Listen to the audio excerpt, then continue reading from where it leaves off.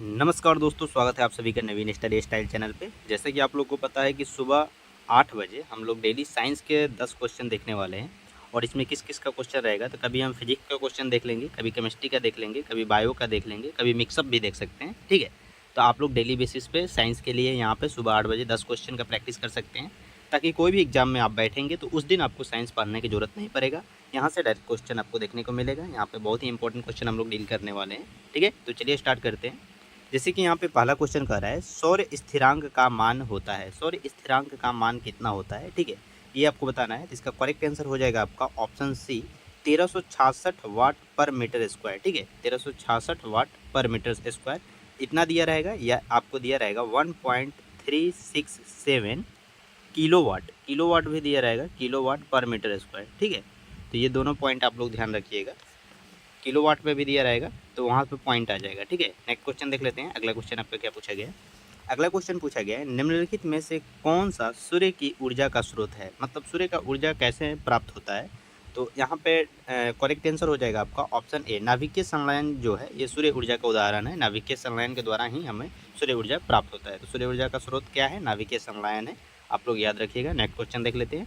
अगला क्वेश्चन पूछा गया आपका निम्नलिखित में से तार का प्रतिरोध क्या है? ठीक है, तार का प्रतिरोध पूछा गया है। तो इसके लिए आपको एक तो फार्मूला याद रखना है, उससे आप कोई भी क्वेश्चन आप बता सकते हैं। ठीक है, तो जैसे कि आपका फार्मूला क्या होता है?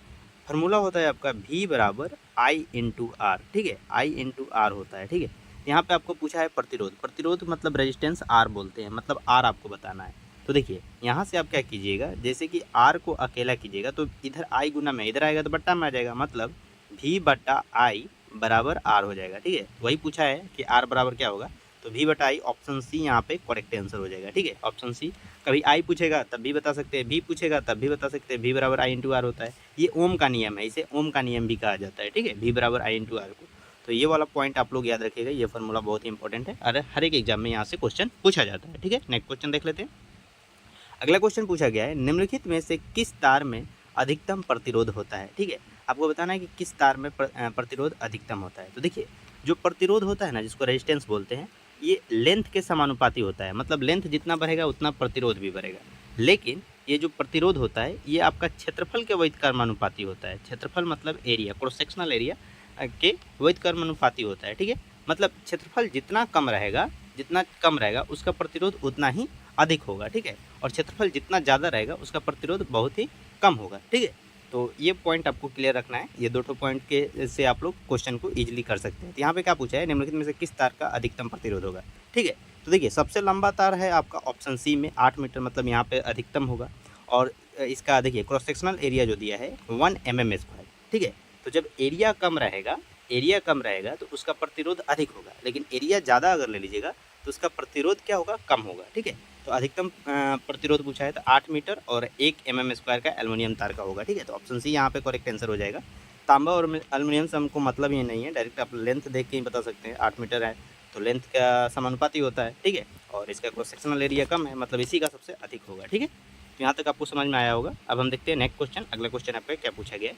और आप लोग हमारा टेलीग्राम चैनल भी ज्वाइन कर सकते हैं, उसका लिंक हम नीचे डिस्क्रिप्शन बॉक्स में दे देंगे। उसके थ्रू आप लोग ज्वाइन कर लीजिएगा, ताकि वहाँ पर रेगुलर अपडेट आपको रिगार्डिंग आपका सेशन से मिलता रहेगा कि कौन सा क्लास कब होने वाला है। ठीक है, तो देखते हैं अगला क्वेश्चन आपका क्या कह रहा है वाहन द्वारा तय की गई दूरी को मापने के लिए उपयोग किए जाने वाले मीटर को किस रूप में जाना जाता है? ठीक है, मतलब वाहन द्वारा तय की गई दूरी को कैसे मापते हैं, कैसे पता चलता है हमको? ठीक है, कौन से मीटर से हम उसको मापते हैं? ठीक है, वही आपको बताना है। तो यहाँ पे करेक्ट आंसर हो जाएगा ऑप्शन डी।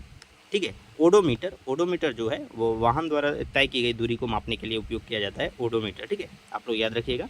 नेक्स्ट क्वेश्चन देख लेते हैं।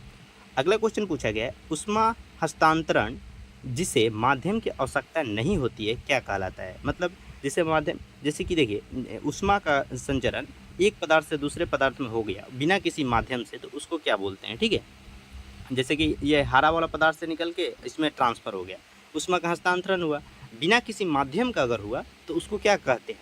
तो ये बहुत ही इंपॉर्टेंट क्वेश्चन है, हर एक कॉम्पिटेटिव एग्जाम में पूछा जाता है। यहाँ पे करेक्ट आंसर हो जाएगा आपका विकिरण, जिसको इंग्लिश में बोलते हैं रेडिएशन। ठीक है, विकिरण यहाँ पे करेक्ट आंसर हो जाएगा। ठीक है, परावर्तन तो आपको मालूम ही है, परावर्तन किसे कहते हैं? प्रकाश के एक दिशा से चलकर किसी सतह पर तिरछा आपतित होकर टकराते हुए दूसरे दिशा में लौट जाने की घटना को प्रकाश का परावर्तन कहते हैं। ठीक है, और कंडक्शन किस में होता है, तो कंडक्शन धातु में होता है, चालन, ठीक है, धातु में होता है, ठोस पदार्थ में, ठीक है, ठोस पदार्थ में होता है। वही आपका कन्वेक्शन पूछेगा, संवहन किसके द्वारा होता है, तो देखिए संवहन भी समझने वाला पॉइंट है। जैसे कि ऊष्मा का हस्तांतरण लिक्विड या गैस के द्वारा एक माध्यम से दूसरे माध्यम में होता है, एक माध्यम से दूसरे माध्यम में होता है, तो उसको हम कहते हैं संवहन, ठीक है। इसमें माध्यम की आवश्यकता होती है, ठीक है, माध्यम की आवश्यकता नहीं होगा तो उसको रेडिएशन, विकिरण बोलते हैं, ठीक है। तो ये पॉइंट आप लोग को क्लियर रखना है। नेक्स्ट क्वेश्चन देख लेते हैं। अगला क्वेश्चन क्या पूछा गया, अगला क्वेश्चन पूछा गया निम्नलिखित में से कौन टेस्ला के बराबर है। टेस्ला के बराबर क्या है आपको बताना है। तो यहाँ पे करेक्ट आंसर हो जाएगा आपका ऑप्शन डी, न्यूटन प्रति एम्पियर मीटर, ठीक है, न्यूटन प्रति एम्पियर, मतलब देखिए इसका फॉर्मूला हो गया न्यूटन प्रति एम्पियर, ठीक है, प्रति एम्पियर मीटर, ठीक है, ये वाला इसका फार्मूला आपको याद रखना है। इतना बराबर क्या होता है, देखिए इसके बराबर होता है, आप ये किसके बराबर होता है, तो ये टेस्ला के बराबर होता है, टी, ठीक है, टेस्ला आपको याद रखना है। नेक्स्ट क्वेश्चन देख लेते हैं। अगला क्वेश्चन आपका क्या पूछा गया, अगला क्वेश्चन पूछा गया है निम्नलिखित में से कौन सा एक गैर संपर्क बल है, कौन सा एक गैर संपर्क बल है, आपको बताना है कि यहाँ पे गैर संपर्क बल क्या है, ठीक है। तो यहाँ पे करेक्ट आंसर क्या हो जाएगा, करेक्ट आंसर हो जाएगा आपका ऑप्शन ए, चुंबकीय बल। जैसे कि आप लोग बचपन में 2 चुंबक लिए होंगे, तो उसको जब पलट के रखिएगा एक दूसरे का अपोजिट, तो बीच में फोर्स लगता है, ठीक है, बिना टच हुए अगर लगेगा तो उसको गैर संपर्क बोलते हैं। अगर टच होके लगता है बल, जैसे कि फ्रिक्शनल फोर्स, जैसे कि आप पैर घसीटेंगे ज़मीन पर तो वहाँ पे फ्रिक्शनल फोर्स लग रहा है, ठीक है। तो आपको पूछा है कि गैर संपर्क मतलब वहाँ पे संपर्क नहीं है, टच नहीं करेगा, तो टच नहीं करेगा तो चुंबक में ही टच नहीं करेगा, चुंबकीय बल हो जाएगा, या गुरुत्वाकर्षण बल ऑप्शन में रहता तो वो भी हो जाता है, ठीक है। तब देखते हैं नेक्स्ट क्वेश्चन। अगला क्वेश्चन आपका क्या पूछा गया है, नेक्स्ट क्वेश्चन पूछा गया है निम्नलिखित में से कौन सा छाया के उत्पादन के लिए उत्तरदायी है, ठीक है, मतलब प्रतिबिंब कैसे बनेगा। तो देखिए जैसे कि मान लीजिए कि एक टर्च है मेरे पास, और टर्च से जब प्रकाश निकलेगा सीधी रेखा में निकलेगा, और यहाँ पे कोई इमेज रहेगा, तब ना इसका प्रतिबिंब नीचे इधर बनेगा, ठीक है। तो आपको तो ये मालूम होगा, ये तो ऑप्शन देख के आप लोग बता सकते हैं, बहुत ही आसान क्वेश्चन है कि निम्नलिखित में छाया के लिए उत्पादन के लिए उत्तरदायी कौन सा है। तो यहाँ पे करेक्ट आंसर हो जाएगा आपका ऑप्शन बी, प्रकाश का रेखीय संचरण। प्रकाश जब रेखा में संचरण करेगा तभी हमारा प्रतिबिंब बनेगा, ठीक है।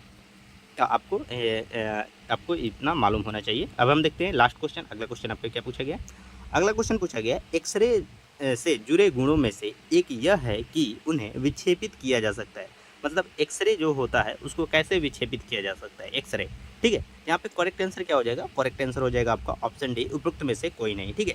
ना इसको हम विद्युत क्षेत्र के द्वारा कर सकते हैं, ना केवल चुंबकीय क्षेत्र के द्वारा कर सकते हैं, ना ही इसको हम विद्युत और चुंबकीय क्षेत्र दोनों का उपयोग करके विक्षेपित किया जा सकता है। एक्सरे किरण को हम लोग विक्षेपित नहीं कर सकते हैं, ठीक है। यहाँ पे करेक्ट आंसर क्या हो जाएगा, करेक्ट आंसर हो जाएगा ऑप्शन डी, ठीक है। तो यहाँ तो वीडियो देखने के लिए आप सभी का बहुत बहुत धन्यवाद। मिलते हैं इसी तरह के नेक्स्ट वीडियो में, तब तक आप हमारे वीडियो को लाइक कीजिए, चैनल पे न्यू है तो चैनल को जरूर सब्सक्राइब कर लीजिएगा लोग, ठीक है। और डेली आप लोग 8 बजे आपको साइंस का क्वेश्चन देखने को मिलेगा, तो आप लोग 8 बजे सुबह आप लोग प्रिपेयर रहिएगा। 10 क्वेश्चन देखिएगा, बहुत कम समय लगेगा, डेली प्रैक्टिस कीजिएगा, जो कि आपके एग्जाम में बहुत ही हेल्प करेगा, ठीक है। तो थैंक यू सो मच।